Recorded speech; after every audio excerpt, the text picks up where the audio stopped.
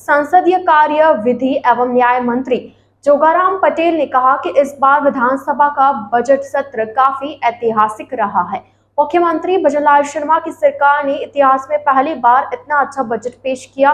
न सिर्फ बजट की घोषणा की गई बल्कि उसकी क्रियान्विति भी की जा रही है। वे आज जोधपुर प्रवास पर आए और सर्किट हाउस में जन सुनवाई के साथ मीडिया से बातचीत कर रहे थे। उन्होंने कहा कि प्रभारी मंत्रियों की बैठक चल रही है, सभी की लगभग बैठकें हो चुकी है। प्रभारी सचिवों की बैठकें भी निरंतर चल रही है। जोधपुर में लैंड अलॉटमेंट के केस लगभग फाइनल हो चुके हैं। सभी का प्रयास है कि बजट घोषणा को समयबद्ध तरीके से एवं समय पर पूर्ण करे। बजट को धरातल पर लाने का प्रयास है। ये काफी दिनों के बाद जोधपुर आना हुआ और जोधपुर आते हैं तो हमारी जन सुनवाई नियमित होती है और जन सुनवाई में चाहे जोधपुर जिले के व्यक्ति हो, लूनी विधानसभा क्षेत्र के हो, शहर के हो, जो भी फरियादी आते हैं उनकी अपनी अपेक्षाएं होती है, उनकी मांग होती है। उनकी हो सकता है किसी विभाग से कोई एप्लीकेशन दे करके मांग भी हो, उन सब की जन सुनवाई करता है, यथायोग्य उसका समाधान भी करते हैं। और हमारी तरफ से चाहे मेरे सांसद महोदय, केंद्रीय मंत्री महोदय आवे, मैं हूँ या हमारे अन्य जनप्रतिनिधि है, यदा कदा हम यहाँ जन सुनवाई करते ही रहते हैं। और जोधपुर का कोई भी फरियादी, जोधपुर संभाग का, जोधपुर जिले का, लूनी विधानसभा क्षेत्र का कोई फरियादी बाहर नहीं जावे, उसको जयपुर नहीं जाना पड़े, बार बार जोधपुर नहीं आना पड़े और उसकी फरियाद को लेकर उसके मन में कोई गिला शिकवा नहीं रहे, इसीलिए हम इसकी जन सुनवाई करते हैं और आज भी उसी नियमित मेरी जन सुनवाई चल रही है। देखिए, विधानसभा का बजट सत्र इस बार बहुत ही ऐतिहासिक चला। यशस्वी मुख्यमंत्री भजनलाल जी ने इतिहास में पहली बार इतना ऐतिहासिक बजट पेश किया, जिसके संबंध में मैंने आपसे बात 2-3 बार मुताबिक हो चुका हूँ। खाली बजट पेश नहीं किया, बजट की क्रियान्विति और उसको धरातल पर लाने के लिए दूसरे दिन से ही कार्रवाई शुरू की।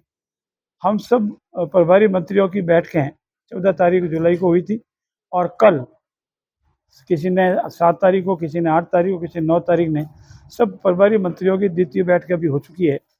प्रभारी सचिवों की बैठकें निरंतर चल रही है। जैसे मैं जोधपुर का उदाहरण दूं तो जोधपुर में लैंड अलॉटमेंट के जितने केसेस थे वो करीब करीब फाइनल हो चुके हैं। 2 विभागों के बीच में समन्वय के केसेस थे वो भी निपट गए हैं। महाविद्यालय हो, सैटेलाइट हॉस्पिटल हो, 132 केवी के सब स्टेशन हो या अन्य कार्य हो, उनको धरातल पर लाने का पूरा प्रयास किया जाए। जैसे मेरे जयपुर का है तो जयपुर में मेरे जितने भी लैंड अलॉटमेंट केसेस थे वो फाइनल हो गए। जेडीएस से जेल अलॉटमेंट के केसेस थे वो भी काफ़ी ऐसी प्रगति में है। हम सब का ये प्रयास है कि जो जो बजटीय घोषणाएं हैं उनको समयबद्ध तरीके से पूरी करें और समयबद्ध तरीके से उसको धरातल पर लावें और उसकी कार्रवाई पूर्ण करें। विधानसभा में इस बार ऐतिहासिक बजट पेश हुआ और बजट सत्र पूर्ण रूप से शांतिपूर्ण तरीके से पूरा हुआ। हमारे अध्यक्ष जी का ये निवेदन था, अध्यक्ष जी का ये मन इच्छा थी कि मैं विधानसभा सत्र के उपरांत कोई नवाचार के लिए 1-2 दिन रखूंगा और विधानसभा सत्र के उपरांत उन्होंने 2 दिन के लिए नवाचार रखा था।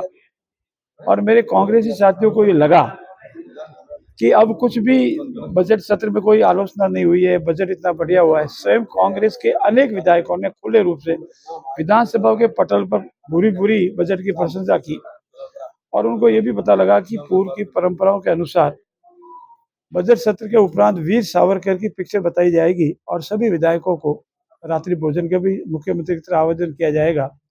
तो उन्होंने बहाना बनाने के लिए ये पब्लिक प्रोसिक्यूटर की नियुक्ति नियमानुसार नहीं होने के लेकर हंगामा किया।